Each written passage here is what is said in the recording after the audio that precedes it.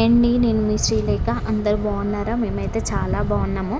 నేను రీసెంట్గా ఒక వీడియో పోస్ట్ చేశాను నిన్న. అది గాజుల రామారంకి వెళ్ళానని. గాజుల రామారంకి వెళ్ళాము. బట్ ఏంటంటే మీకు లోపల గుడి మాత్రమే చూపెట్టాను కదా.